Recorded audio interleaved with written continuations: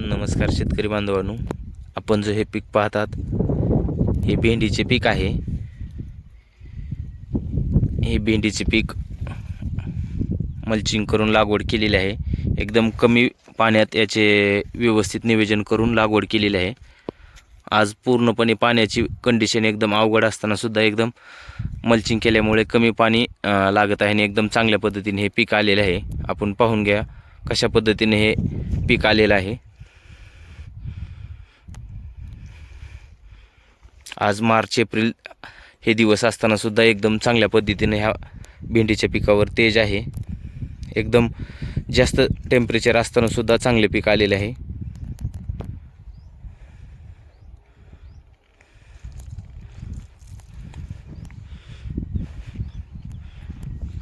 ह्याचे नियोजन हे नितीन जेवेसर यांचे पूर्ण याच्यावर लक्ष असल्यामुळे एकदम चांगल्या पद्धतीने हे पीक ते हँडल करत आहेत।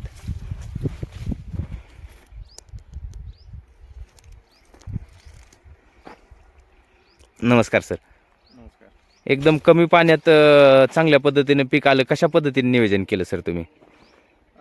सगळ्यात महत्त्वाचं कमी पाण्यात येण्यासाठी म्हणलं तर जमिनीची जी काही क्षमता आहे ती चांगली आमची, आणि दुसरी गोष्ट म्हणजे मल्चिंग केलं। मल्चिंग केल्यामुळे काय होलं, 50% पाण्याची बचत व्हायला लागली। आज अगदी आता एक दिवस अडकून 1.5 तास पाणी फक्त ह्याच्यावरती अशा पद्धतीने प्लॉट आला आहे। आज पाण्याची इतकी बिकट परिस्थिती असताना सुद्धा एकदम तुम्ही मल्चिंग केल्यामुळे पिकाला पाणी कमी लागत आहे, त्यामुळे एकदम कमी पाण्यात पण एकदम चांगले पीक आलेलं आहे म्हणायचं। हो। किती दिवस चलन माल तुम्हाला वाटतं अपेक्षित? कमीत कमी 3-3.5 महिने तर पण माल म्हणजे माझ्या दृष्टिकोनातून निघाला पाहिजे। हे साधारणतः किती एकरचा प्लॉट आहे? 1 एकर आहे। तुम्हाला ह्या पिकापासून किती उत्पन्न अपेक्षित आहे? एक 3-4 लाख रुपये। चालते। ह्या अशा पद्धतीने ह्यांनी हे भेंडी पिकाची उन्हाळा हंगामात लागवड केलेली आहे। एकदम चांगल्या पद्धतीने हे पीक पण आलेलं आहे, आपण पाहून घ्या।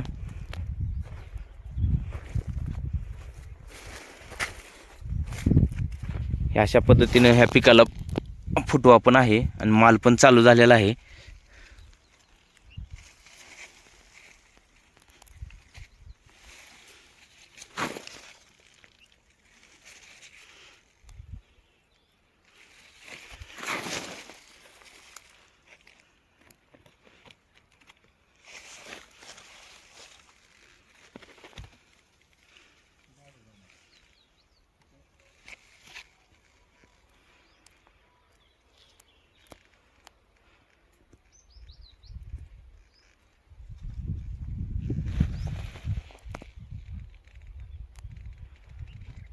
हा संपूर्णपणे प्लॉट कृषीराज ॲग्रो एजन्सी येडशी व दिवाने शेलगाव ह्या आपल्या मार्गदर्शनाखाली घेतलेला आहे।